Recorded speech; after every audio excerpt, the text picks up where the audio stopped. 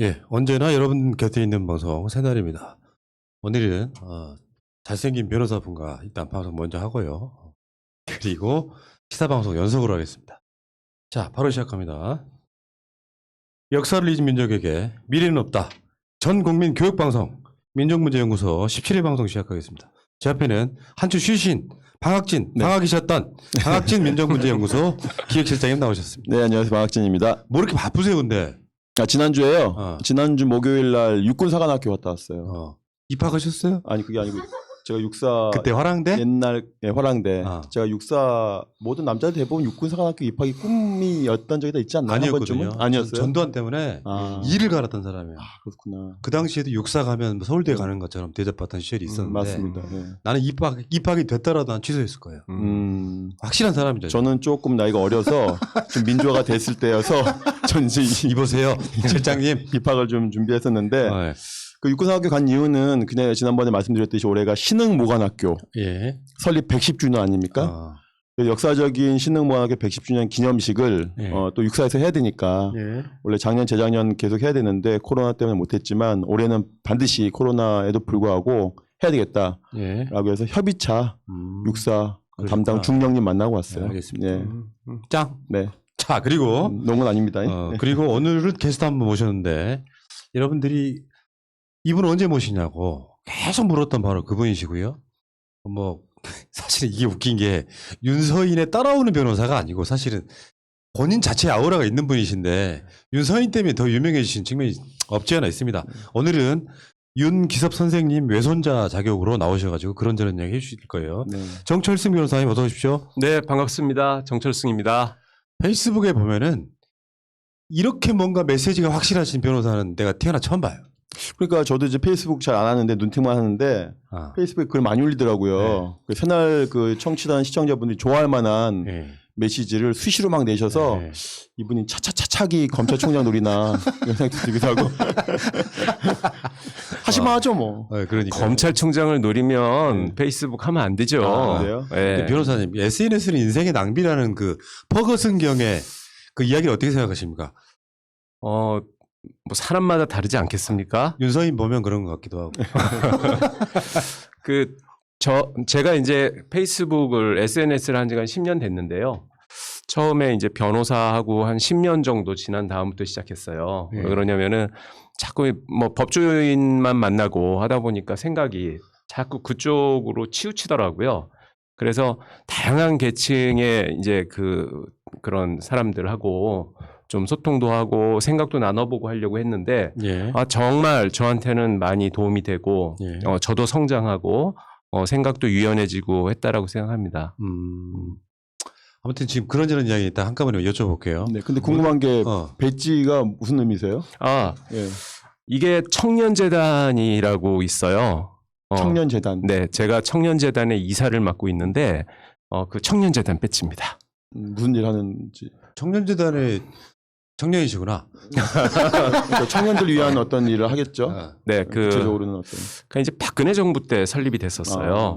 그런데 그때는 그 청년 실업 문제나 이런 것들이 상당히 좀 심각한 사회 문제가 돼가지고 민간에서 이렇게 이제 출자를 해서 약 1,500억 정도를 모았어요. 근데 그거는 삥땅 쳐서 모은 게 아니라 진짜 강제성 없이.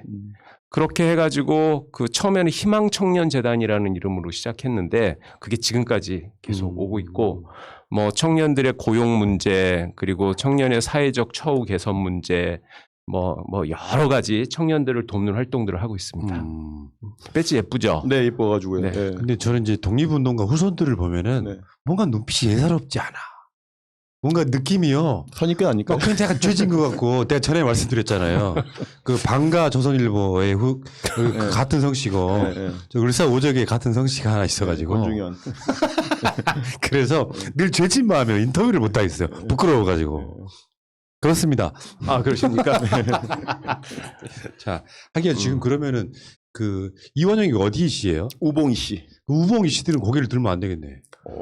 그렇진 않죠. 미안한 마음으로 살아야지. 그렇진 않죠. 안동건 씨도 지금 제가 미안한 마음으로 살고 있지 않습니까? 자, 일단은 뭐 윤서인 이야기는 이따가 이제 MSG로 물어보고 여쭤보고 지금 윤기섭 선생님 네. 후손이시잖아요. 네, 네. 윤기섭 선생님이 어떤 분이신지 좀 알려주십시오. 네, 제가 그림을 준비해 왔으니까 예. 그림 먼저 보시면서 제가 쭉 설명하고요. 부족한 건 우리 또 정 변호사님이 좀 보충해 예. 주시기로 하고. 윤기섭 이건 이제 은평구에서 만들었더라고요. 은평구가 마음에 드는 일을 많이 합니다. 예, 그래서 은평구에서 그 우리 고장의 은평 우리 고장의 독립운동가다라고 해서 윤기섭 선생님에 대해서 선양 사업을 남달리 열심히 합니다. 근데 사진을 보니까 네.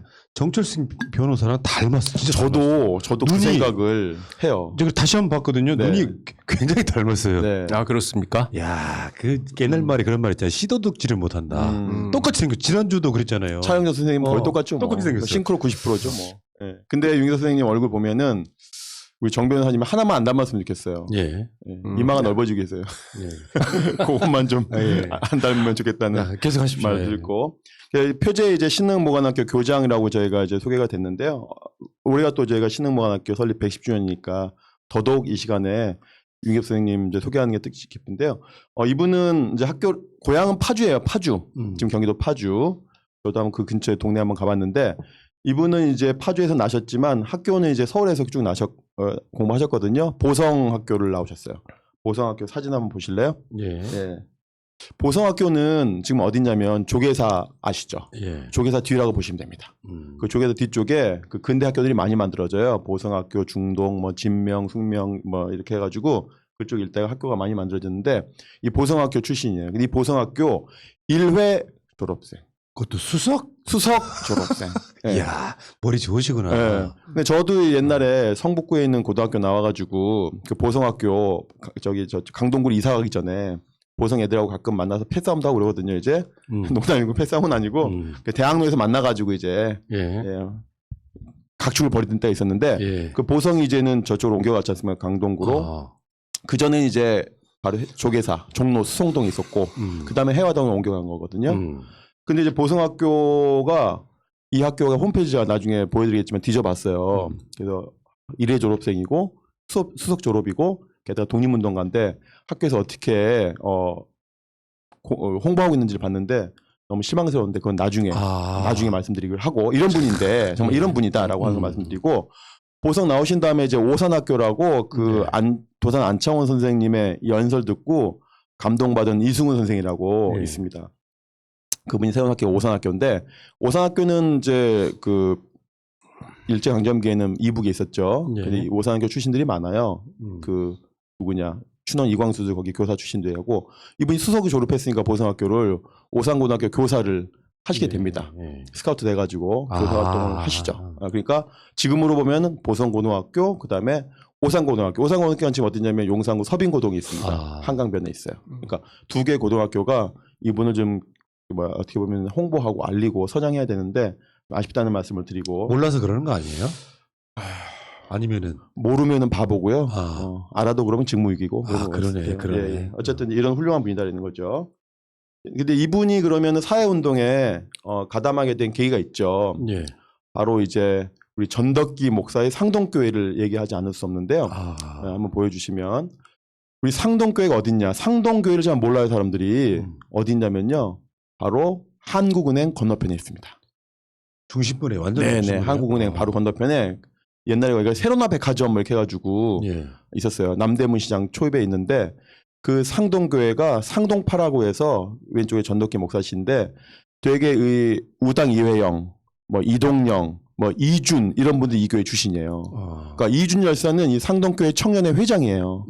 그러니까 이 상동교회 청년회가 어떤 일까지 조직하냐면 권직원을 비롯한 을사오적 암사까지 모여합니다. 왜 또 딱 집어서 또 뭐 권모식의 이름을 네, 권중현을 비롯한. 왜냐면 권씨 그저 하시니까. 나.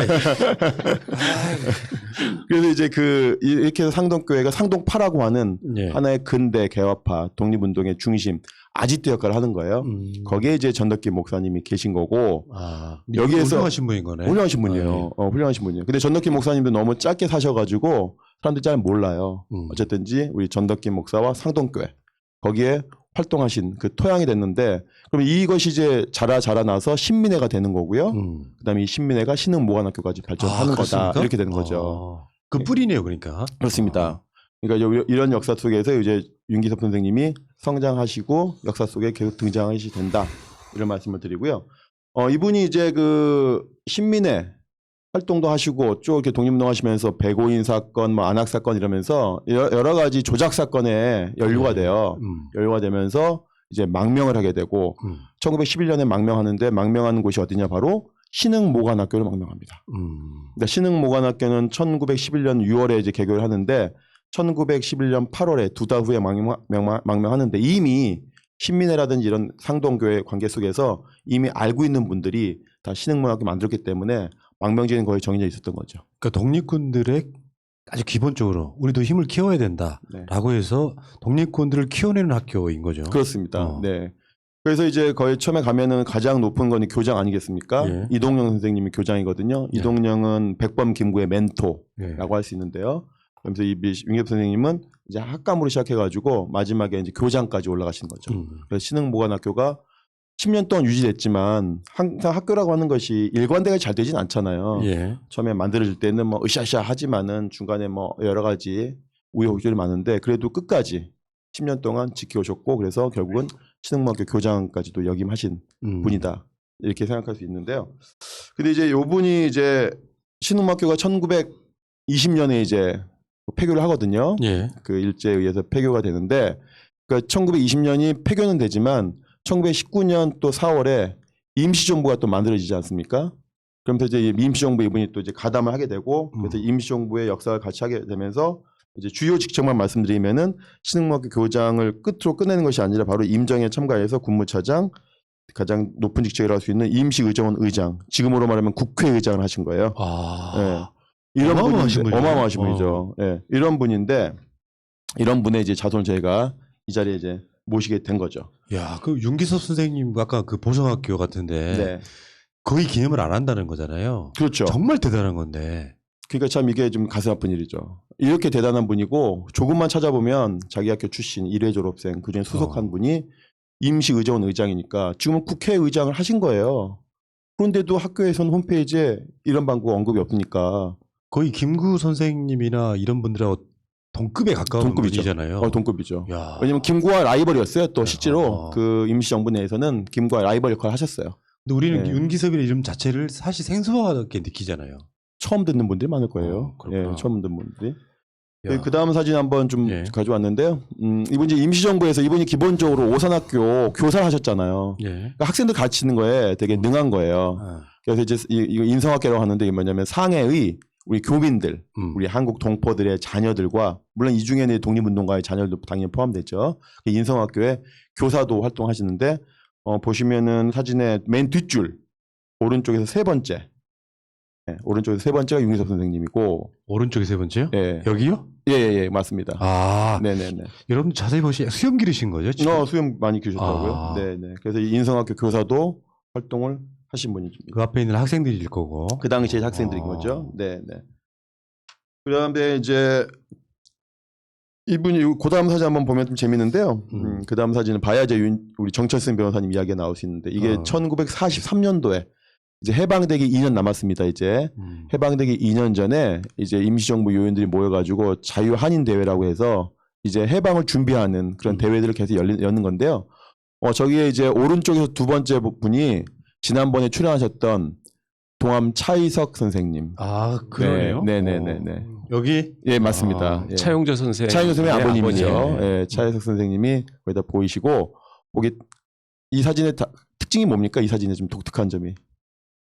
보통 독립운동 사진 중에 그냥 어른들만 나오는데 아, 어린아이들도 있고 앞에. 예. 이 딸이거든요. 예. 정 변호사님 어머님입니다. 아, 그러세요? 예. 저 때가 제 어머니가 이제 우리 나이로 3살 때 아마 만 나이로 따지면 이제 1살, 2살이었을 건데 저게 이제 그 제중 그러니까 중국 중경에서 열린 제중 한인 대회인데 최연소 참가자였죠. 윤경자 여사님. 예, 윤경자 여사님인데 보통 저도 이제 애들 키워봐서 아는데 이게 뭐냐면 허벅지 만지는 거, 이게 종아리 만지는 거예요. 예. 애들이 그 부모들 종아리 만지는 거 좋아해요. 이렇게 바지 속에 집어넣어가지고 이 종아리 만지고 있는 거예요. 제 어머니가 장녀셨거든요. 그러니까 굉장히 늦게 저 딸을 낳으셔가지고 저렇게 뭐 그냥 어디든지 데리고 다니시고 아주 애지중지하셨다고 합니다. 아, 야, 그 왼쪽에 이제 다리를 쭉 뻗고 계신 분이 이제 우사 김규식 선생님. 네, 우사 김규식 선생님. 네, 제 할아버지하고 아주 친한 네. 동지이고 친구이고 그런 관계였다고요. 김규식 선생님은 이제 정치적 노선을 이제 거의 비슷하게 윤 교수님 하셨고, 예, 그 당시에 당대 그 김구와 더불어서 이제 라이벌에 해당되는 거물급의 정치인이죠. 아. 네네네. 굉장히 어쨌든 이 거물이셨구나. 사진은 윤경자 여사님의 어린 사진을 보니까 참 뜻이 깊습니다. 예. 네. 그리고 이제 이제 다음 사진 한번 보시면은요. 예. 네. 윤기석 선생님이 여러 가지 활동들을 많이 하셨는데 특히 한글 교육에 관심이 참 많으셨거든요. 한글 교육. 근데 이건 이제 네. 독립운동가들이 이제 같이 이제 곧 독립이 되고 해방이 되니까 이제 조국에 들어가서 뭐 하자라고 하는 그런 것들을 결의를 쓰는 것들인데요. 보통 옛날 보면 롤링 페이퍼 같은 거이기도 하고 옛날 우리 때 보면 대자보 하나에 쫙 펼쳐놓고 각자의 결의를 막 담고 하지 않습니까? 예. 옛날 학생운동 하는 사람들 옆에서 보니까 대자보 하나 쫙 펼쳐놓고 펼쳐 쓰고 아, 그 다음날 데모 나갈 때 네. 정해놓잖아요. 누구 네. 구속되기 그렇죠. 정해놓고 그럴 때 하는 그런 결의문인데 가운데를 자세히 보시면 세로로 예, 한글로 돼 있어요. 다 한자지 않습니까? 예. 유일하게 한글로 쓰시는 분이 한 분 계세요. 자진닭 울리 운이 붉은에 쑥 솟는다. 솟는거나. 솟는거나. 네. 그 왼쪽에 바로 윤기섭 예, 이렇게 내렸습니다. 쓰이네요. 윤기섭 썼죠. 그러니까 그 당시에 대부분 이제 옛날 분들이니까 다 한자가 익숙하죠. 보니까 예. 뭐 신익희 선생님 글씨도 보이고 조광호 선생님 글씨도 보이고 다 이렇게 되어 있는데 그 중에 이 네. 글씨가 유일하게 윤기섭 선생님 한글로. 글씨였다. 네네네. 그 김구 선생 글씨죠. 가장 센터에 큰 글씨 쓴 거 유지자 사경성 아래 이제 김구라고 써 있잖아요. 바로 옆이네요, 바로요. 네, 바로 옆에. 그 김구 선생하고 이제 제 할아버지하고는 또 굉장히 또 친한 사이였어요. 친하자 일종의 라이벌 비슷한 느낌? 그러니까 이제 겁니다. 두 분이 계속해서 끝까지 음. 처음부터 끝까지 임시정부를 지키셨기 때문에 아, 뭐 그래서 그런지 모르겠지만 김구 선생 바로 옆에다가 이렇게 겸손하게 좀 작은 글씨로 쓰신 거겠죠? 네, 네, 네. 그러니까 쌍두마차 이런 느낌이었네요. 보통 이렇게 아, 백지에 놓으면은 보통 이제 좀 그 대장이 남바왕 가운데 쓰고. 대빵들이 먼저 쓰고 네. 그다음에 가상으로 쫙 이렇게 들어 쓰는데 음. 가운데다 쓰신 거죠, 윤 선생님이. 네. 그 참고로 저희 그 외할아버지는 그 국학자셨어요. 아. 그래서 그 신흥무관학교 때도 군사 훈련용 그러니까 보병 훈련용 기본서가 있어요. 그게 이제 필드워크 매뉴얼이라고 해갖고 미군에서는 그걸 FM이라고 하는데 우리는 보병 조전이라고 하거든요. 그런데 그거를 순 한글로 편찬하시는 일을 하셔가지고 지금도 그 저희 할아버지가 편찬하셨던 순 한글 보병 조전이 있습니다. 예. 그런데 그 군사 훈련이 뭐 옛날에는 어떻게 했는지 모르겠지만 다 한문투의 구령이나 그런 거였다고 해요. 그런데 차렷, 열중샷, 우양우 뭐 그거는 저기 한자다. 그리고 뭐 앞으로 나란히 이런 우리말의 훈련 구령을 저희 할아버지가 만드셨어요. 그리고 해방 후에는 국학대학교 또 총장직을 맡으셨고. 그러니까 이분이 한글에도 조예가 깊어가지고 한글학자 김두봉 선생님하고 같이 활동을 하셨기 때문에 보병 조전이라고 해서 요즘에 이제 군대에서 가면 야 FM대로 해 이러지 않습니까? FM대로 해라고 하는 게 바로 그거거든요. 매뉴얼이죠. 군사 매뉴얼 중에 중국 병서 그다음에 뭐 일본 병서 이런 것들을 종합해가지고 우리의 실정에 맞는 일본말 중국말이니까 우리 한글에 맞는 걸 했는데 그 중에 대표적으로 차렷, 별중셔 이런 말들을 만드신 분이죠. 왜 우리는 이런 분들을 모를까요? 교육을 안 받았기 때문에 모르는 거겠죠. 네, 교육을 안 하고 있기도 하고. 야. 네. 그래서 육군의 어떤 군사훈련의 매뉴얼, 규범을 만드셨고 정리한 분이다. 예. 이렇게 또 이해할 수 있는 거죠. 그러니까 이게 다 이제 신흥보관학교 교장을 10년 동안 하시면서 그 마지막에 교장하셨지만 신흥학교 활동을 10년 동안 하시면서 쌓아온 노하우가 여기다 묻어다 있는 거죠. 네. 그 다음 사진 한번 보시면은요, 역시 마찬가지로 이분이 한글로 남긴, 이야. 네.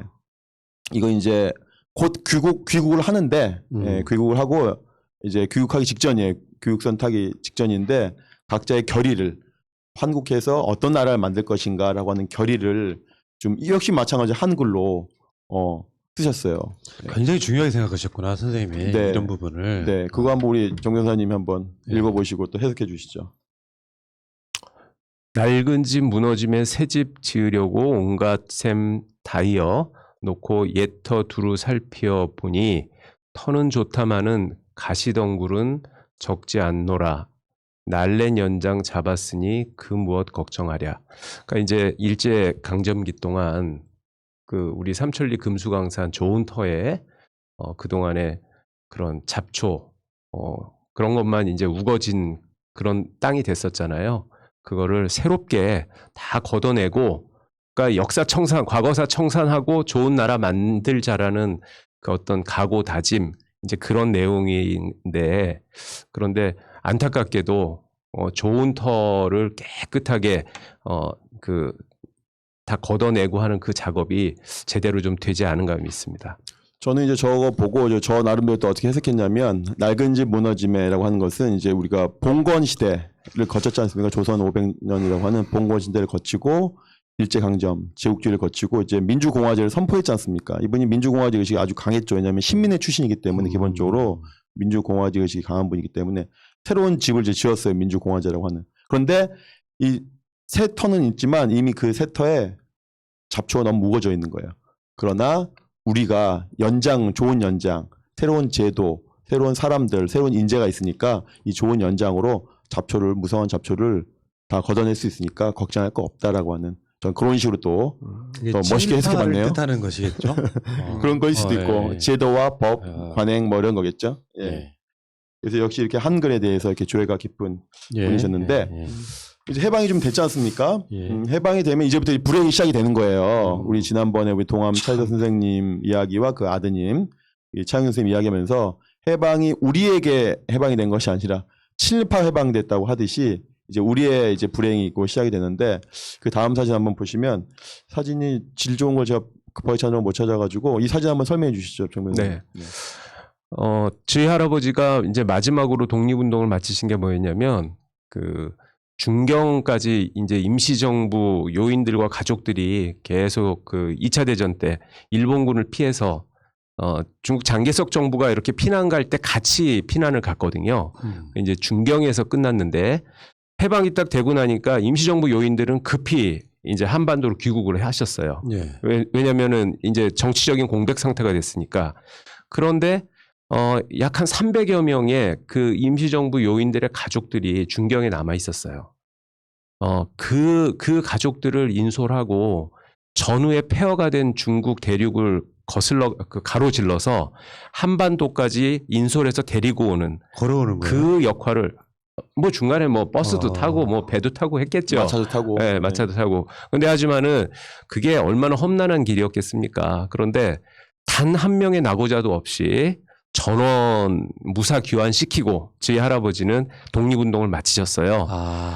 그때 이제 뭐 정치나 이런 것도 안 한다라고 선언을 하시고, 불광동 쪽에 그 적산재산이라고 해가지고 농장 같은 거를 이제 그 정부에서 불화를 받아가지고 뭐 국학대 학장의 역할은 하셨어요. 연구 활동을 하셨는데 보통 때는 농사를 지으셨죠. 저렇게 소탈한 모습으로 뭐 텃밭에서 뭐 밭농사도 짓고 돼지도 키우고 닭도 키우고 하셨다고 해요. 바로 그때 모습인데, 저 맨 왼쪽에 제일 큰 아이가 저 어머니 큰 딸이고요. 예. 가운데가 저희 이모 막내인데, 제 할아버지 제일 가까이 있는 둘째 따님이 있어요. 예. 그런데 둘째 따님이 6.25 때 사망했죠. 아, 그러셨구나. 예. 그러니까 요 사진이 이제 그 파주가 아니고 불광동이죠, 그러니까. 불광동. 예, 근데 불광동이 그 당시에 서울이 아니었을 수도 있어요. 경기도로 이렇게 될 수도 있고, 지금 그렇겠네, 진짜. 지금 불광동이 서울로 돼 있지만 옛날엔 정말 그랬죠. 시골이거든요. 예. 시골이었거든요. 예. 근데 지금도 이 윤영 여사님이 불광동 사십니다. 그러십니까? 예, 불광동 사시고 우리 정 변호사님도 불광에서 어린 척에 초중고 다 나오셨죠. 네. 예, 어디 나오고 있어요? 한번 연구 한번 따져보죠. 저는 가련동에 있는 가련초등학교 나오고, 네. 그 다음에 대성중학교라고 있어요. 그리고 선정고등학교. 네. 다 그 근처에 있는 학교들입니다. 아까 댓글창에 노래 가사가 하나 올라오더라고요. 네. 세월은 흘러가도 산천은 안다. 그래서 이제 이게 윤기석 선생님이 근데 저기 2대 국회의원 하시고 2대 국회의원 하시고 2대 국회가 열리자마자 이제 6.25가 터져가지고 2대 국회가 제대로 활동을 못했거든요. 그 그러면 2대 총선이 네. 1950년 5월 달에 치러졌어요. 네. 그 다음 달에 뭐 전쟁이 일어났고요. 네. 근데 저희 할아버지가 그때 옥중에 수감돼 계셨는데 선거운동 기간에. 왜냐면은 이승만 정권의 정적 비슷하셨거든요. 그래가지고 아예 그냥 없는 죄를 만들어가지고 구속시켜 버렸는데 후보자는 감옥에 수감돼 있는 상태에서 그냥 선거운동원들이 운동을 한 거예요. 그런데 저희 할아버지가 이제 그 당시에 서대문구, 그러니까 지금의 서대문구와 은평구가 당시는 서대문구였거든요. 그때 이제 후보로 출마하셔가지고 옥중 당선되셨어요. 그래서 당선되는 그날 석방돼 버렸죠. 그래서 이제 등원을 준비하시다가 6.25가 발발해가지고 그때 납북돼 버리신 겁니다. 네. 야, 진짜 2대 국회가 그렇죠. 어, 대한민국 2대 그러네요. 국회가. 네. 진짜 우리나라 역사 해방 이후에 너무 잘못했어. 네. 뭔가가. 네. 자, 계속 가시죠. 그래서 납북대 가셔가지고 그때 이제 아까 1943년에 중경의 그 한인 자유대회 때 그 윤기섭 선생님 그다음에 따님도 있는 사진 그 옆에 왼쪽에 바로 그 우사 김규식 선생님 사진이 있었는데 김규식 뭐 그다음에 윤기섭 그다음에 최동호 이런 여러 분들의 독립운동가들이 다 납북이 됐거든요. 6.25 때. 예. 북한 입장에서는 자기들 표현으로 모셔갔다라고 하는데 어쨌든 이제 납북이죠. 가족들과 헤어졌으니까. 그래가지고 50 몇 년도에 돌아가셨죠? 57년도 59년도. 9년도에 돌아가셨는데 그 묘소 방문을 오랫동안 못했어요. 예. 못하다가 이제 드디어 2000년 6.15 이후에 이제 독립운동가 때. 그렇습니다. 독립운동가들이 자의적으로 한 게 아니지 않냐. 어떻게 보면 타의에 의해서 납북된 건데 고향 방문, 가족 방문, 가족들이 묘소 참배는 할 수 있어야 되는 거 아니냐라고 해서 묘소 참배가 이루어졌죠. 이게 북한에 있는 저지예요. 저 때가 2006년도 추석이었어요. 10월 달이었고 네. 그때는 이제 남북 관계가 좀 좋아서 저렇게 그때 노무현 대통령 때네요, 그럼. 예, 2006년도면. 그러니까 북한에서 폭탄 미사일 실험하기 직전이었었는데 저희가 그 평양 근교에 있는 신밀이 그러니까 우리로 따지면은 그 국립공원 현충원이에요. 근데 그 안에서 애국 열사릉이라는 그 가장 그 성소 비슷한 데가 있는데 거기에 저희 할아버지 묘소가 있어요. 뭐 저 옆에 이제 제 바로 옆에 맨 오른쪽이 저고 그 옆에 하얀 한복 입으신 분이 저희 어머니 그리고 그 맞은편이 이제 저희 이모 그리고 맨 가장자리 계신 분이 이제 저희 아버지 동생 이런데 그때 평양에 한 일주일 정도 그렇게 갔다 왔고요. 근데 맨 오른쪽에 계시는 우리 정철승 변호사님. 네네. 그때가 2006년도 모습이네요. 2006년. 15년 전 모습. 네. 젊었네.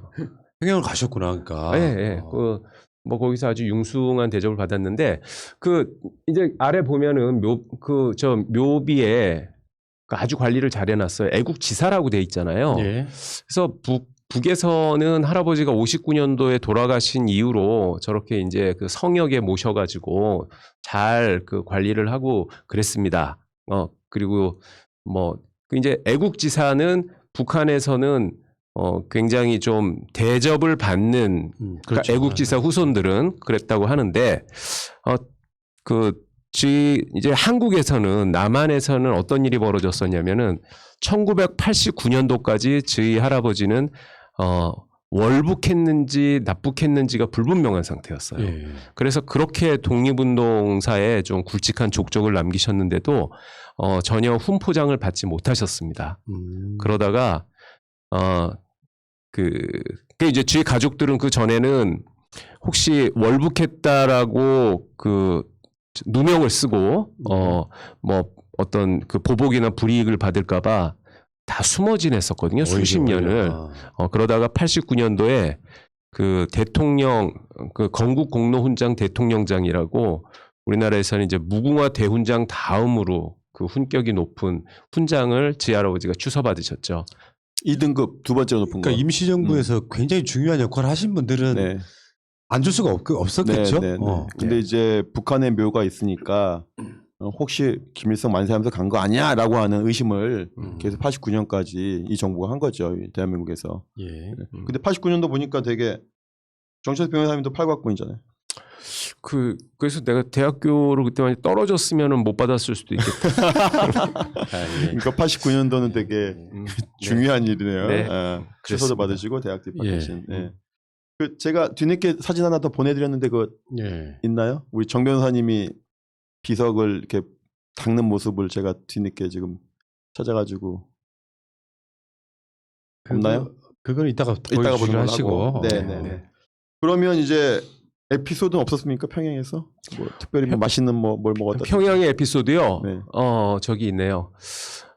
아니 뭐 아주 융숭한 대접을 받았죠. 그 뭐 생각나는 일들은 되게 많은데 그 북한 사람들은 우리 저기 뭐 남한에서 이제 설악산 국립공원을 제일 그 좋은 데로 치는 것처럼 향산 국립공원 그러니까 묘양산 국립공원을 그 아주 제일 좋은 데로 치더라고요. 그런데 그 묘양산에 보면은 아주 맑고 수려한 계곡이 있어요. 물도 많고. 그런데 그 계곡에 아주 그냥 양지 바른 터에 거기에 음식을 갖다가 그냥 쫙 차려놓고 남한에서 올라온 사람들을 대접을 하는 거예요. 그 우리 같으면은 이제 무슨 뭐 환경 무슨 법이니 문화재보호법이니 뭐 해가지고 국립공원 안에 그런 식으로 음식을 깔아놓고 먹는 게 안 될 건데 북한에서는 뭐 그때 좀 예외적으로 해줬는지 아주 융숭하게 대접을 해줬고요.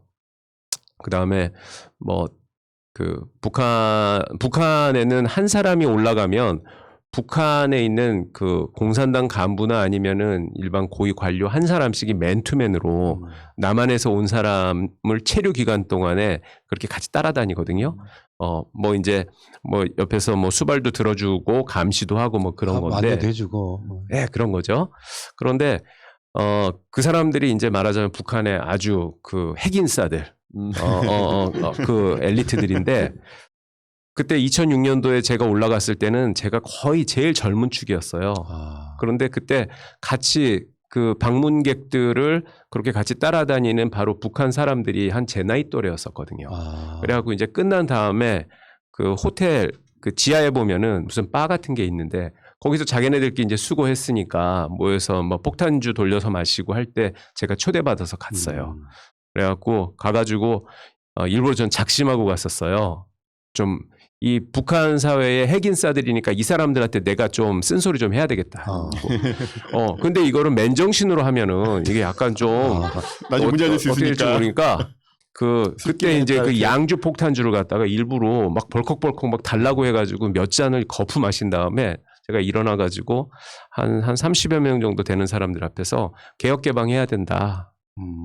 그 당신들이 그렇게 미국하고 맞싸워서 그렇게 하면 되게 멋있고 당당하고 떳떳하고 그건 좋은데 이게 그 저기 뭐야 이 수입 같은 거 이런 것들이 다 막히니까 아이들 먹일 뭐 유제품도 뭐 우유도 없어가지고 아이들이 영양실조로 제대로 자라질 않지 않느냐 뭐 이제 이런 얘기를 제가 딱 했는데 그런데 그 얘기 중간에 잘릴 줄 알았거든요. 예. 되게 보면은 그 사람들이 또 서로 감시하기 때문에 뭐 닥치라우 쌍 뭐 이렇게 나올지 알았는데 끝까지 내가 얘기 끝날 때까지 다 듣고 있는 거예요 조용히. 뭐 어떤 사람은 고개까지 주걱주걱하고 그래갖고 이상하다. 그러고 저 혼자 내가 취했군요. 내가 뭔 말했지. 막 이러면서 이제 저는 올라갔죠.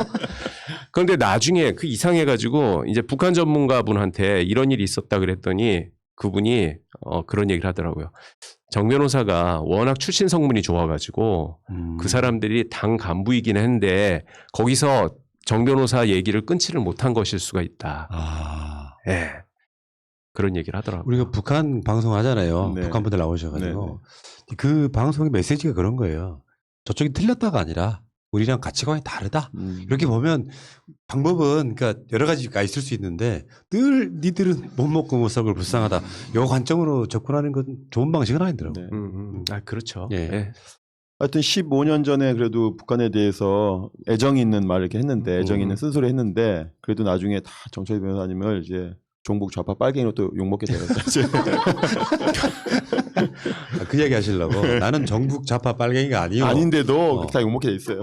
북한은 이런 측면이 있잖아요. 그러니까 친일청산을 했다는 거에 대한 그들 나름대로의 자부심 분명히 있잖아요. 자부심이 아니라 그건 당연한 일이고 네. 나만이 그거를 못한 게 부끄러운 거죠. 네. 자, 계속 갑시다. 네. 그 다음 사진 한번 네. 네.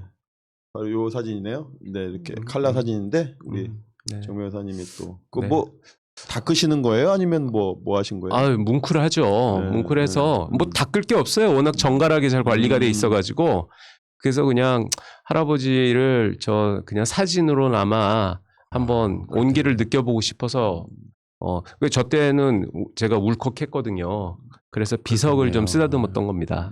그때 가보고 아직까지 못 가보신 거예요. 아, 그 후로 남북 관계가 경색돼가지고 그러니까요. 아마 그 후로 그 남쪽 사람들이 북한을 저렇게 평양까지 방문한 일이 잘 없을 거예요. 예, 그러네요. 네. 그러니까 이제 좋은 정권, 좋은 정부를 만들어야 또 다시 이제 묘소 참배가 좀 가능할 텐데 저는 이런 거 보면서 어떤 생각이 들었냐면 그 일단은 윤 교수님 고향이 파주잖아요. 남한이잖아요. 네. 남쪽이시니까 그 유해를 좀 북한 당국에서 대승적으로 그냥 가족들을 성명만 시킬 것이 아니라 과감하게 고향으로 보내드리는 큰 사업에 대한 큰 논의를 한번 해야 좋겠다. 그러네요. 예. 그리고 거기에 이제 항상 우리 정 변호사님 앞장 서셔서 남북 관계가 아무리 미사일 쏘고 뭐 난리 치더라도 인도적인 문제 아닙니까? 그런데 그 물론 이제 방 실장님 말씀이 그게 옳은 얘기고 감사한 말씀인데 지금 상태 같아서는 저는 별로 그러고 싶지 않아요. 왜 그러냐면 저희 할아버지 유해가 그 평양 신밀히 그 애국열사령에서 이제 우리 남한으로 오면 그 국립현충원으로 아마 안장이 될 건데 국립현충원은 여러분들도 잘 아시다시피 그 일제강점기 당시 그 친일 부역자들, 민족 반역자들이 숱하게 많이 묻혀 있습니다. 오히려 그 사람들이 독립운동가들보다 더 윗자리에 더 저 넓은 터를 차지하고 있는데 그런 그 말하자면 정갈하지 못한 그런 땅에 어떻게 지 할아버지의 묘소를 합니까? 네, 저는 그래서 네. 정말 답죠. 독립정권 답죠. 그 지금 이 상황의 현충원에는 지 할아버지 절대로 모시고 싶지 않습니다. 저 취소할게요. 유보를 해주세요. 유보하겠습니다. 국립묘소 개정을 한 이후에. 그러니까 장준하 선생이 박정희를 그렇게 봤다는 거잖아요. 거의 벌레 보듯 했다는 거잖아요. 자, 장 교수님 이렇게 말씀하셨죠. 염천교라고 서울역 옆에 염천교라는 다리가 있는데 거기가 거지들이 많기도 했고 옛날에 거기는 사형을 안 시켰어요. 천주학쟁이라고 해서 서학, 천주교 미주문 많이 죽이기도 하고 동학혁명군들 데려다 죽이기도 하고 한 사형터인데 염천교 그러니까 거지들도 많은데 그러니까 거지들은 주로 염천교에 있다고 많이 표현하는데 장준 선생님이 염천교의 거지도 대한민국 대통령할 자격은 있다. 그렇지만 박정희는 안 된다 이렇게 말씀하셨거든요. 그러니까 일본 놈들 개가 돼가지고 그러니까요. 독립군 때려잡은 사람이 대통령. 염천교의 거지는 그래도 나쁜 짓은 안 했고 가난할 뿐이고 그래도 대통령들이 자격이 있는 거죠 민주공화국에서. 그렇지만 박정희처럼 친일파는 안 된다라고 말씀하셨죠. 그러니까 처벌은 받지 못하더라도 평생 숨어 살아야 되는 인간들이 대한민국의 지금도 주류니까요. 기억들 하십시오, 여러분. 그 규운 윤기석 선생님인데 규운이라고 하는 그 호인데 호가 어떤 의미를 갖고 계신가요? 네, 이제 운자는 뭐 구름 문자인데 규자가 좀 어려운 한자입니다. 그게 이제 낮을 규자라고 해가지고 낮게 가는 구름이라는 뜻이에요. 그 제 할아버지는 늘 좀 몸을 낮추고 겸손한 그러한 태도로 그 사람들을 대할 때는 굉장히 부드럽게 그렇게 대하셨다고 합니다. 제가 규운 선생님 그 호를 들으면 그 백범 선생님 김구의 호가 또 백범 아닙니까? 백정범부. 가장 낮은 단위의 사람을 이제 백정이라고 하고 범부라고 하는데 그 뜻이거든요. 근데 무식한 미 군정에서는 그 범을 호랑이로 이해하고 타이거라고. 타이거라고요? 근데 그 범자가 평범하다 할 때 범자거든요. 화이트 타이거 이렇게 불렀다는 거예요? 근데 바꿔서 블랙 타이거로 그 자기들이 암호명을 만들어가지고 블랙 타이거를 불렀다는 거 아니에요? 그러니까 무식한 건데 미국 애들이 어쨌든 이제 백범이라 하는 게 그 호가 대단히 그 겸손한 호거든요. 그것처럼 규훈 선생님 호도 낮은 구름 아닙니까? 그래서 아까 말씀하셨듯이 해방 이후에 대가족들을 이끌고 생활위원장이라는 자격으로 대가족을 이끌고 환국했을 때 그런 보이지 않는 일들, 누군가는 해야 되는 일들, 보통 보면 어떤 단체 총무들이 많이 그런 일을 하지 않습니까? 뒷수발도 많이 듣는 그런 역할들을 많이 계속 해오셨다 이런 생각이 들어서 그 호도 다시 한번 우리가 음미를 해볼 필요가 있을 것 같아요. 네, 알겠습니다. 그냥 이 방송 하다 보면요 사람이 되게 숙연해져요. 너무 죄송하고 그분들한테. 그러니까 제가 항상 드리는 말씀인데 우리 대회라도 뭔가 이 국민들이 납득할 만한 청산이 이루어져야지 또 우리 후손들이 이 질문을 또 짊어지고 하면 안 되는 거잖아요. 그렇습니다. 네. 그러면 이제 윤기섭 선생님의 그 출신 학교인 그 보성고등학교 예. 홈페이지를 제가 한번 뒤져봤죠. 이제 한번 홈페이지 볼까요? 예. 이게 작년에 제가 올해는 바뀌었는지 모르겠지만 이제 작년에 뒤져가지고 홈페이지가 여러 페이지가 있길래 제가 묶어봤는데 보성고등학교에서 자기들 학교 출신 중에 좀 자랑하고 싶은 사람들 있는데요. 보시면은 변형태 선생님은 독립운동 하셨으니까 넘어가고 염상섭 표본시대 네. 청개구리 그다음에 이상 그다음에 유진산 그다음에 오른쪽으로 가면 그 기업인 중에 조정래 선생님도 보이는데 조정래 선생님 왼쪽에 그 코스염 달린 그 쌍용그룹 설립자 있습니다. 김석 뭔가 예. 김석원인가 예. 설립자 그다음에 조세희 소설가 그다음에 가운데 폰이정 현대자동차 폰이정 폰이정. 정세영 그다음에 도올 김용옥 선생님도 보이고요. 현대그룹 정몽원 회장 그다음에 나는 이분이 왜 있는지 몰라. 67회 졸업생으로 한상대 검찰총장을 여보 이 검찰총장이 뭐 잘한 거 있나요? 한상대 검찰총장은 네. 저기 그 윤석열 씨가 그때 서울중앙지검 부장검사로 있을 때 뒤에서 비수를 찔러가지고 중간에서 사퇴한 맞습니다. 불명예 예. 저 퇴진한 분이죠. 근데 저분은 저다가 저거 맞나? 근데 여기 이렇게 보성 출신 중에 이렇게 자랑스러운 인물으로 나올 만한 저런 분들이 만약에 자랑스러운 졸업생이라고 돼 있다면 저희 할아버지 사진을 졌다 붙이지 않는 게 맞죠. 아까 국립을 안 묻히는 거랑 똑같은 거죠. 똑같은. 그다음에 영화배우 뭐 정광열 씨, 그다음에 유도현 이원이 이렇게 쭉 있는데 없어요. 뭐 GS 그룹 뭐 심하네 이 양반들 있는데 진짜. 제가 보성은 명문으로 제가 인정하거든요. 명문인 거 맞아요. 명문인 거 맞고. 뭐 어떤 기준으로 명문이에요? 왜 명문이냐면은 여기 독립운동가도 많이 배출했습니다. 예. 인정. 예. 근데 그 이후에 이렇게 그런 것들을 제대로 홍보 못하는 것 같아요. 그러면 이제 이분이 이제 윤기섭 선생님이 보성 출신이신데 오산학교에서 한 2년 정도 교사했지 않습니까? 예. 오산학교 홈페이지 봤죠 제가. 예. 오산학교 홈페이지. 예. 쭉 보니까 뭐 이승훈 선생님이야 설립자와 같은 분이니까 뭐 거의 나와 있고 고당 이제 조만식 선생님, 그다음에 김홍일 장군, 뭐 유기철 목사님. 좋다 이겁니다. 근데 한경직 목사님이 왜 있는지 잘 모르겠는데 하여튼 넘어가고 유영모 선생님, 그다음에 함석헌 뭐 훌륭한 분이죠. 그다음에 김영당 시인, 백석 시인, 뭐 이중섭 화가 좋다 이거죠. 없어요. 윤 교수님 없어요. 왜 이러는 걸까요? 네. 거의 김구 선생 동급반열의 네. 분이신데 없습니다. 예, 안타까워요. 그래서 이제 보성고등학교 출신들이 많이 또 이 방송 보실 거고 또 오산고등학교 출신도 보실 건데 느는 것이 무슨 잘못일까 싶은 생각이 들어요. 몰라서 그러는 거 아니에요? 저는 모르진 않는다 생각해요. 왜냐하면 이 학교에도 역사 선생님들이 계시고 나름대로 역사와 전통을 이 학교들이 많이 이야기하는 학교들이거든요. 오래 따르면서 모르진 않았을 거예요. 근데 아까 정 변호사님 말씀하셨듯이 89년까지 약간 붉은색으로 뭐 칠해져 있었지 않습니까? 그러니까 월북했다 이 예, 개념으로. 그렇게 해서 뒤늦게 한국 사회에서 이분이 복권되는 바람에 그런 영향이 좀 있을 수 있는데 그래도 사실은 조금 연구하면 찾아보면 되는데. 야, 그 빨갱이 프레임이 무섭네요, 진짜. 그렇죠, 무섭죠. 예. 어쨌든 이제 보성고등학교와 오산고등학교의 분발을 촉구하면서 다음 이야기 넘어갈까요? 근데 이제 아까 지난번에 이게 육군사관학교가 이제 매번 얘기하지만 육사의 전신이 바로 신흥모관학교다 이렇게 말씀을 많이 하는데 다행히 이제 육사에서 윤기섭 선생님이 신흥모관학교 교장을 역임했으니까 명예 졸업 증서를요? 주셨어요. 육군사관학교에서. 그래서 2018년 3월 6일 그 당시에 이제 교장 선생님이 김한태 교장 선생님인데 저는 참 다시 한번 이 방송을 빌어서 김한태 교장 선생님 아주 감사드리고 지금은 이제 전역하셨죠. 전역하셔가지고 그 옆에 있는 서울과기대 석좌 교수로 계신데 그 당시 어쨌거나 이 교장 선생님이 너무나 잘해주셔가지고 윤기섭 선생님을 포함한 여러 명의 독립운동가들, 육사와 관련이 있는 신흥모관학교 무장 독립운동가들과 관련이 있는 분들을 명예 졸업 증서를 주셔가지고 이거를 딱 주셔서 이거 지금 변호사님 사무실에 있죠 현재 진본이. 네, 저 벽지가 우리 사무실 벽지네요. 네. 제가 찍었을 거예요. 요거를 만약에 남북 통일이 되거나 이렇게 되면 그 평양에 있는 묘지에다가 이렇게 한 번쯤 모실 수도 있는 그게 중요한 거네요. 그 우리의 헌법에 보면은 우리 대한민국 정부는 그 대한민국 임시정부의 법통을 계승했다라고 명시가 돼 있잖아요. 그게 이제 법통이 정통성을 말하는 건데, 그럼 정부는 임시정부의 정통성을 계승했는데, 그러면 대한민국 육군사관학교는 어디에 전통을 계승했을까요? 그 당연히 그 독립군 양성 학교였었던 신흥무관학교잖아요. 근데 희한하게 굉장히 오랜 기간 동안에 그 군은 그렇게 인정을 하지 않았어요. 그러다가 지금 저게 18년. 1918년. 2018년.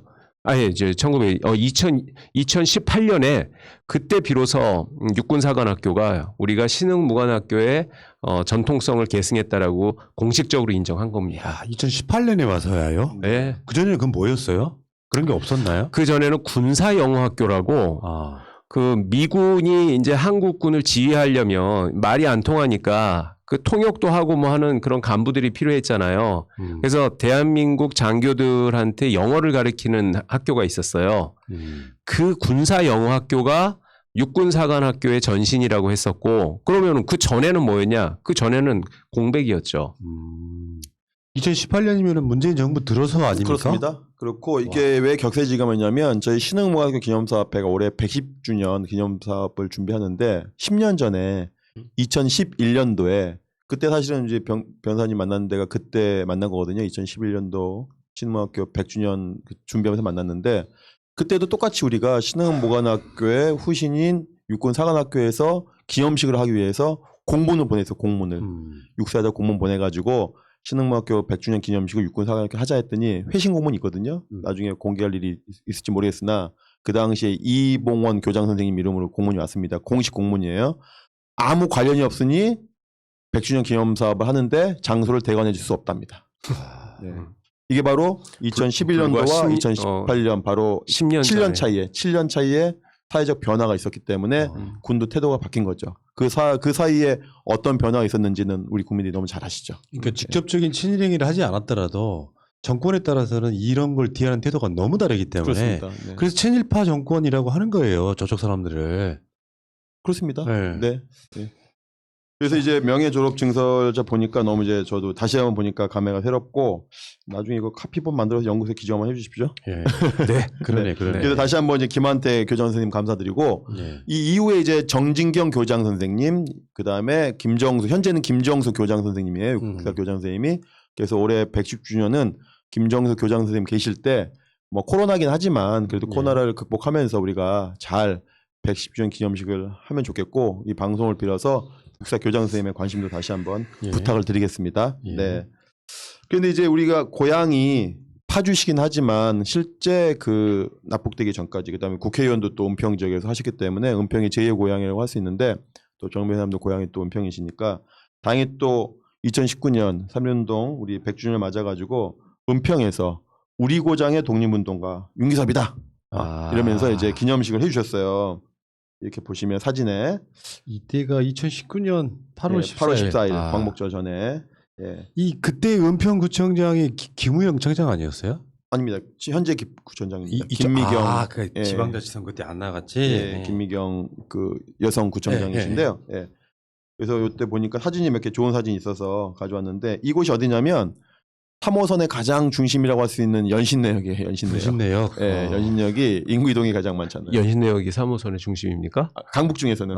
네. 오세훈식 표현으로 하면은 비강남 중에서는 3호선이 지나가는 비강남 지역 중에서 저기 비강남 강남 가구 아이들이네 저 세 명이. 네. 그다음에 이 사진은 맨 오른쪽에 변호사님이시고 맨 오른쪽이 저고 가운데가 정준호 구의원님, 은평 구의원. 네. 그다음에 강병원 국회의원 지역구. 그렇습니다. 셋 다 친구시잖아요. 지금 이게 연신내 여기 가면 있는 거예요. 네. 윤기섭 기념비라고 돼 있는 이거. 네. 이분들이 지금 이제 맨 왼쪽은 강병원 현재 국회의원, 그다음에 가운데 정준호 은평구 의원, 그다음에 정철승 변호사님 다 8학번이시고 다 이 동네 출신들이고. 그냥 이게 2019년인데 지금 우리 정 변호사님은 그 사이에 무슨 일이 있었길래 머리가 하얗게 변했습니까? 저 때 염색한 거예요. 하여튼 이 자리를 빌어서 우리 강병원 의원님 여기 사진은 없지만 우리 박주민 의원님도 행사장 오셔서 축사도 해주시고 그러셨겠네. 좋은 일 많이 해주셨습니다. 그래서 김미경 구청장님, 강병원 의원님, 박주민 변호사님, 구의원 중에서는 우리 정준호 구의원님, 뭐 김진애 구의원님 이 자리를 빌어서 감사드리고요. 하여튼 어쨌거나 윤기섭 선생님이 은평구에 대표적인 독립운동가로 자리매김하도록 계속 좀 예산 좀 주세요 더. 그래도 민주 세력이 이렇게 정권을 잡아서 조금 네. 조금씩 나아지는 건 그럼요. 분명히 있어요. 그럼요. 네, 네. 어. 그다음 사진은요. 네. 가족 사진이네요. 예. 가족 사진 한번 설명해 주시죠. 네. 저희 가족들이요. 저 가운데 두 분이 오른쪽 저희 어머니, 왼쪽이 저희 이모. 그리고 맨 왼쪽 가장자리가 저고, 그다음에 오른쪽 가장자리는 제 딸. 저 때는 뭐 염색을 희한하게 뭐 녹색 예? 저때 좀 딸이 방학 때마다 이상한 색으로 그 염색을 하는데 그러니까 민주당 색깔인데 뭐 그걸 그렇게까지. 예. 녹색당 색깔 아니고요. 그리고 옆에 제 집사람 있고 예. 그다음에 이제 제 옆으로는 우리 그 동생 가족들. 아. 예, 뭐 그렇게 전체 가족 사진입니다. 그 저기 뭡니까 저기 여성분은 저기 아닌가요? 꼬맹이 위에 있는 여성분은 구청장님 아닌가? 아닌가? 구청장님이 저기 계시네. 구청장님이잖아요. 아. 네, 저 당시에 김미경 구청장님. 현재 구청장이시죠. 지금 현재도 예, 현재 가요? 구청장이죠. 예. 그 꼬맹이 바로 위에. 김미경 뒤에. 구청장. 예, 뒤에. 네. 아유, 그거 아주 좀 감사하죠. 그 오른쪽에서 세 번째는 우리 아버님. 아버님. 네, 우리 아버지. 아버님 성함은 제가 잊을 수가 없어요. 정상무 선생님. 사무세요? 예. 그러니까요. 사장 하셔도 상무예요. 그 뭐 상무서부터 막혀버리시니까. 그때 진짜로. 좀 어디 회사 대표하시면 큰일 나시겠네. 정상무 아버님이 대표님이신. 전무라도 좀 해주세요. 아니 정상무 대표는 괜찮은데 이제 전무하시면 헷갈리죠. 정상무 전무님, 정상무 상무님. 개콘에 나가야 되겠네. 상무였을 때가 제일 곤란하네 상황이. 정상무 상무님. 정상무 상무님이 되죠. 아니 근데 곤란한 거는 아래죠. 대리나 과장이나 부장할 때 정상무 대리님 이거 이야기를 그렇지, 들었죠. 그렇지. 아유 이거 우리 아버지 이름 갖고 너무 장난해. 아재 개그를 좀 얘기했네요. 제가 정상무 선생님하고 임경연 선생님하고 모시고 신흥문학회 답사를 간 적이 있고 그 기억이 나고 우리 방 실장님을 너무너무 좋아하세요. 어머님께서 그러시구나. 네, 정 변호사님 몰래 저한테 선물도 주셨어요. 그러니까요. 뭐 네. 그렇게도 하시더라고요. 우리 가족들 위해서 뭐 미역도 주시고 했어요. 내가 말이야 자식놈을 변호사 만들었더니 나한테 잘 하지도 않고 차라리 내가 학진이를 내가 그냥 뭐 이런 거 아니에요? 그런 느낌. 키워봐야 뭐. 진짜 그런 말씀 하셨다며. 아니에요. 아니에요. 이제 와서 뭐. 예. 하여튼 그렇고요. 그다음에 이제 그다음 사진 한번 보시면 우리 윤경 여사님 또 등장한 사진이 있어요. 네, 여기 보시면 우리가 신흥무관학교 기념사업회가 2015년도에 박근혜 정권 때 광복 그때가 70주년이었거든요. 2015년이. 근데 광복 70주년 기념사업을 아무것도 안 했어요. 박근혜 정권에서. 심지어 중국의 시진핑 국가주석이 박근혜 대통령한테 한중 공동으로 70주년 기념사업 같이 하자고 제안했는데도 뿌리치고 아무것도 안 했거든요.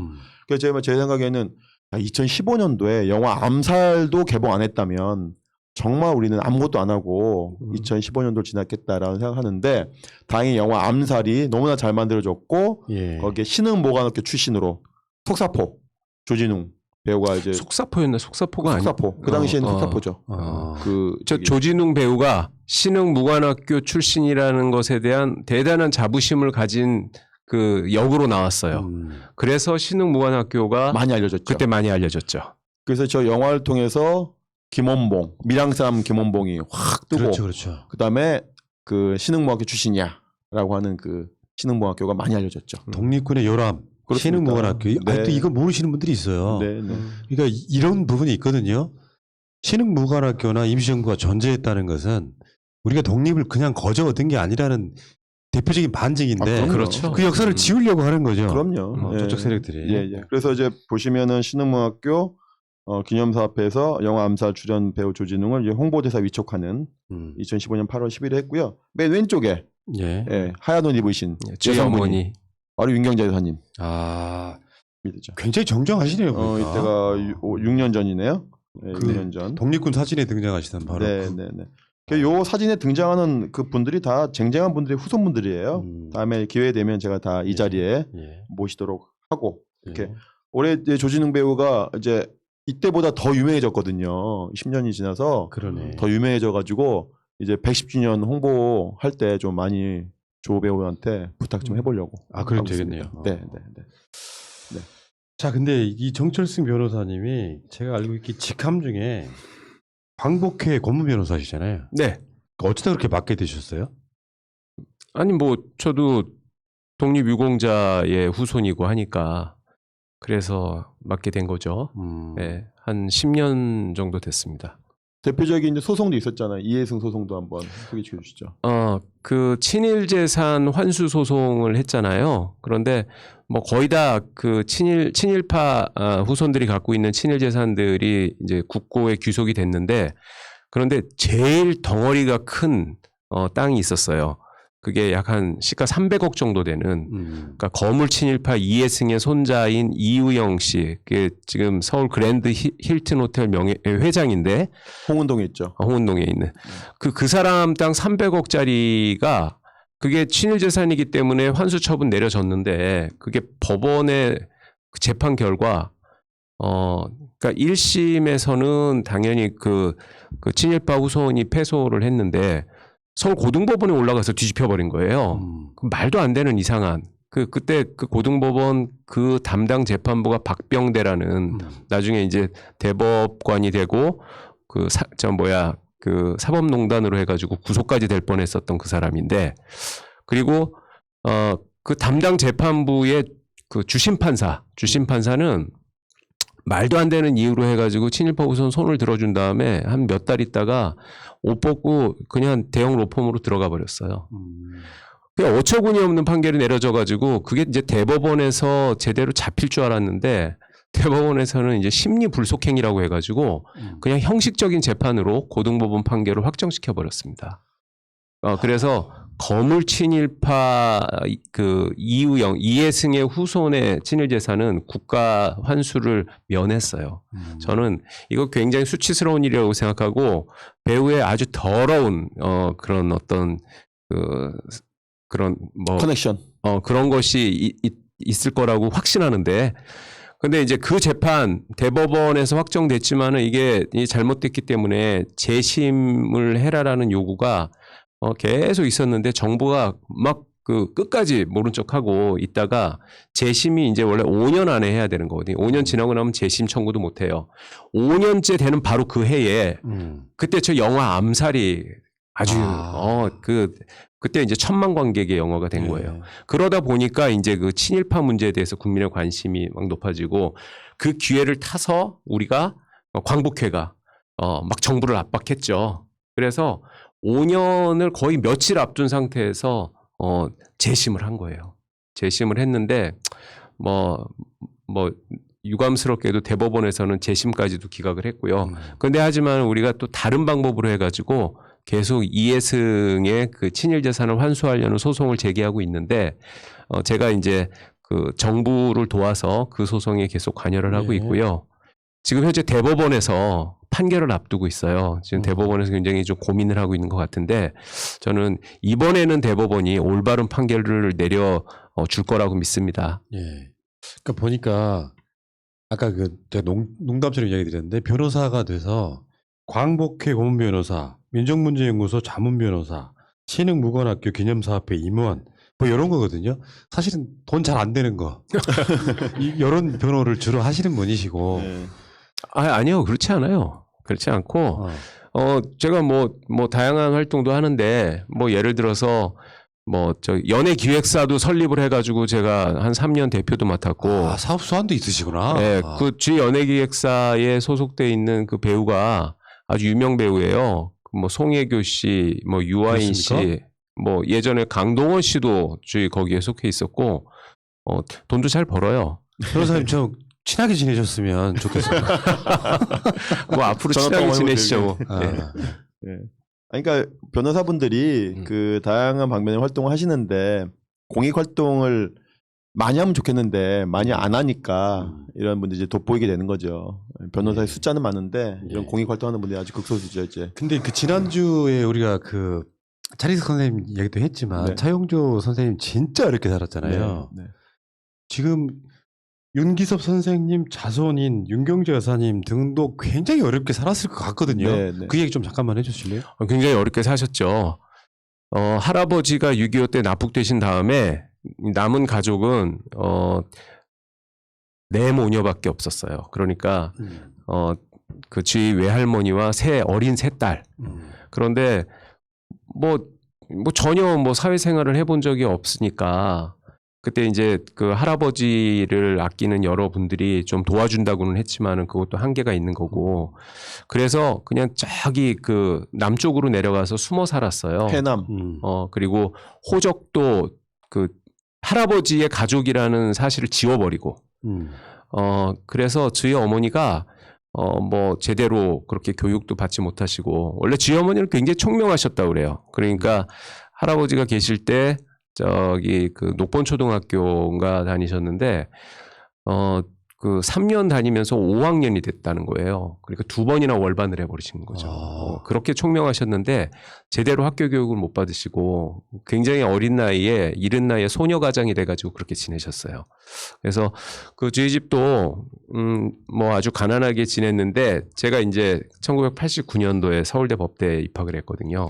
머리가 정말 좋으신 집안이구나. 아까 수석 졸업했잖아요. 보성학교 윤기석 수석 졸업하시는. 선생님 보성 수석 졸업. 그러니까 운이 좋았죠. 운이 좋았는데 그 왜 운이 좋았다고 말씀드리냐면은 그 제가 대학교 입학할 그 무렵에는 그 사교육이나 이런 과외가 금지됐었어요. 그때 전두환 정부 때부터 과외 금지 조치를 해가지고 그래서 뭐 이렇게 뭐 가난한 집도 그냥 특별히 무슨 사교육이나 이런 것들을 받는 사람들이 많지 않았기 때문에 그냥 자기 혼자 열심히 노력하면은 그게 경쟁이 됐었다고요. 그래서 제가 대학교를 가고 법대를 가서 변호사가 되고 하면서 이제 조금 가세가 회복이 됐죠.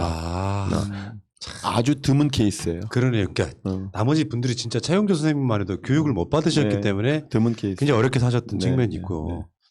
야, 근데 이제 뭐 방송 시간이 다 돼가서 나중에 한 번 더 모시면 안 될까요? 듣고 싶은 얘기가 많은데 우리 시간 관계상 그럴까요? 다음에 한번 어쨌건 간에 최근에 같은 윤 씨인데 윤기섭 선생님하고 다르게 윤서인 이야기가 윤서인 때문에 오히려 윤서인 때문에 우리 변호사님이 좀 약간 끌어올려진 측면도 사실 있거든요. 그 하도 논란을 만들어내니까 거기에 대해서 지금 소송 중이신 거예요? 그럼요. 네. 그 이제 윤서인은 일단은 이제 돈 때문에 그런 어떤 사회적 무리를 야기하는 사람이라고 저희는 보기 때문에 그러니까 이제 독립운동가와 그 후손을 모욕하고 조롱하고 명예를 훼손하고 했거든요. 뭐 이제 그런 뭐 많이 알려진 얘기지만은 자기 그 페이스북에다가 뜬금없이 뭐 100년 전 독립운동가들도 대충 살았던 사람 아닐까 뭐 이제 이런 식의 말을 올려가지고 아주 공분을 샀었잖아요. 근데 되게 그러면은 뭐 형사고소를 하고 그런 게 일반적인데 형사고소는 일단은 유보해 두고 그 독립유공자와 그 후손 한 분당 100만 원씩의 위자료를 청구하는 위자료 청구 소송 형태로 제기를 했습니다. 그래서 지금 약 한 2억 5천만 원 정도 소가로 소를 제기한 상태인데 근데 우리나라에 독립유공자 후손들이 약 8만 명 정도 돼요. 그래서 8만 명이 각자 100만 원씩. 그 100만 원은 진짜 뭐 되게 적은 돈이거든요. 왜 그러냐면 이 액수가 적정한지 안 한지가 재판에서 논란이 되지 않게 하려고 제가 그냥 아주 적은 액수로 그냥 정해버렸는데 그래도 8만 명의 독립유공자 후손들이 전부 다 윤서인을 상대로 해서 위자료 100만 원씩 청구를 하면 800억입니다. 그런데 저는 이번에 그 위자료 청구 소송의 피고를 윤서인 혼자만 하지 않고 대한민국도 공동 피고로 했어요. 책임이 있다. 네. 아니 우리나라는 그 대한민국 정부 자체가 그 임시정부의 법통을 계승을 하고 그다음에 그 국가유공자 예우에 관한 법률 뭐 이런 법들에 보면은 독립유공자와 그 후손들이 영예로운 삶을 살 수 있도록 해야 될 책임이 정부에 있거든요. 그런데 윤서인 같은 자들이 그런 망동을 하는 것을 보고도 그냥 못 본 채하고 방관하고 방치함으로써 결국은 그 자들이 점점 정도가 심해지다가 나중에는 독립운동의 가치까지 폄훼하고 독립유공자와 후손들을 조롱하는 일까지 벌어지게 됐거든요. 저는 그것은 국가가 그들을 방조한 공동 불법행위 책임이 있다라고 생각을 해서 국가도 공동 피고로 했는데 지금 이제 정부에서도 소송 수행자를 지정을 해가지고 검사 1명, 공익법무관 1명, 그다음에 국가보훈처 직원 3명 뭐 이렇게 5명을 소송 수행자로 지정을 했거든요. 그런데 과연 국가가 어떻게 나올지가 굉장히 궁금해요. 문재인 정부에서야 뭐 이 부분에 대해서 사실은 친일 청산할 수 있는 명분이 생긴 거 아니에요? 사실 그게 온당할 것 같은데 이제 윤서인이도 뭐 로펌을 선임을 해가지고 뭐 준비를 하고 있는데 뭐 그자들이야 할 얘기 뻔하죠. 뭐 좀 부적절한 발언이긴 했지만은 뭐 명예훼손이나 모욕죄는 성립 안 된다. 뭐 이제 그따위 소리 할 건데. 의도는 없었다 이렇게 이야기 나오죠. 예, 뭐 오해다, 뭐 미안하다, 말실수였다, 뭐 이런 식으로 뺀질뺀질하게 빠져나갈 건데 그게 뭐 통하지는 않을 거예요. 근데 윤서인이는 그렇다 치고 만약에 국가조차도 아니 뭐 그거는 뭐 명예훼손도 아니고 모욕도 아닌데 이따위 소리를 해버리면. 그것은 국가가 뭐 이 정도로 독립운동을 폄훼하고 독립운동가들, 독립유공자들을 조롱하는 것은 가능하다라고 공식적으로 말하는 거잖아요. 예. 저는 그렇게 되면 그냥 국민들한테 국가가 이렇게 얘기합니다.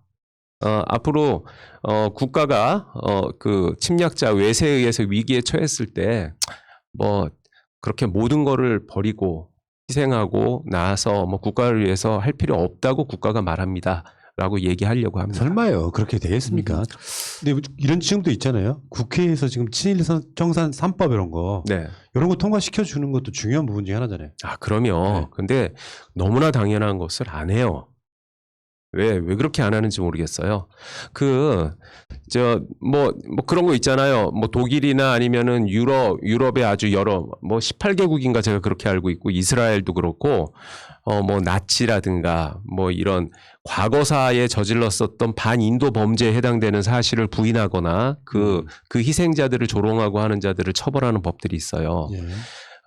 그런 반인도적 범죄의 어떤 피해를 겪었던 그런 불행한 역사를 가진 국가들은 다 그런 입법들이 있거든요.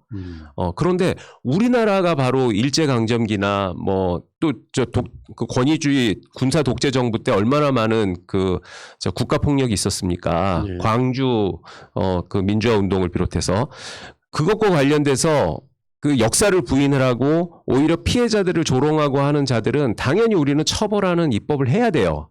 그런데 그 입법을 지금까지도 계속해서 하면 안 된다라고 막는 세력들이 오히려 더 다수이기 때문에 입법화가 안 되고 있고 아까 전에 잠깐 나왔지만은 그 국립묘지가 국가에서 가장 성스럽고 영예로운 장소여야 되는데 거의 그 민족 반역자들이 수십 명, 수백 명이 거기 같이 묻혀 있잖아요. 예. 예, 그래서 오히려 아주 그 불결한 공간이 돼버렸죠. 우리가 지금 해방 이후 이제 뭐 80년이 다 되오고 조만간에 한 세기가 되는데 그럼에도 불구하고 이 고름을 짜지 않아가지고. 그러니까요. 예, 고름은 절대 살이 될 수 없거든요. 1세기가 지나도 역시 고름을 짜내지 않으면 그 부분은 새살이 돋지 않습니다. 그 작업을 더 이상 미뤄서는 안 된다고 생각합니다. 예. 다음 달에 이제 민주당 당대표 선거가 있다고 하니까 그 선거에 나오시는 분들을 대상으로 가장 첫 번째 관문은 이제 국립묘지법 개정 이런 것까지 친일 관련 입법에 대한 문제 제기를 좀 강력해야 될 것 같습니다. 얼마 전에 나오셨던 그 당대표 후보 중에 한 분이 홍범도 기념사업회 이사장 하시더라고요. 우원식 의원님. 예. 우원식 의원님은 그 외할아버지가 독립운동가세요. 예. 예. 자, 알겠습니다. 어쨌건 한 번 더 모시고 싶은 이유가 이 이야기를 너무 짧게 들었어 지금. 저번에 한번 광복 회장님도 나오셨었는데 네. 이런 이야기를 한번 그 이야기만 또 중점적으로 한번 할 시간이 좀 있었으면 좋겠고 오늘은 그 윤서인 소송이 예. 그게 한번 진행이 되고 정부와 윤서인 측의 주장을 이제 우리가 알게 된 후에 그때 예. 한번 불러주십시오. 알겠습니다. 좋네요. 네. 자, 역사를 잊은 민족에게 미래는 없다. 전국민 교육방송 민족문제연구소 17일 방송 마치겠습니다. 고맙습니다. 네, 고맙습니다. 감사합니다. 자, 새날은요 방송 끊지 마시고 바로 이어서 방송할 테니까 그냥 계시면 됩니다. 시사방송으로 넘어갈게요. 2분 후에 다시 옵니다. 마스크가 없다. 어서 가자 바이러스보다 먼저. 그러니 내일보다 먼저 가자. 우리들의 희망을 형제이게 하자. 설령 그것이 내일이라 해도 현재로 저들을 물리치자. 바이러스에게는 마스크가 없다. 어서 가자 바이러스보다 먼저. 바이러스에게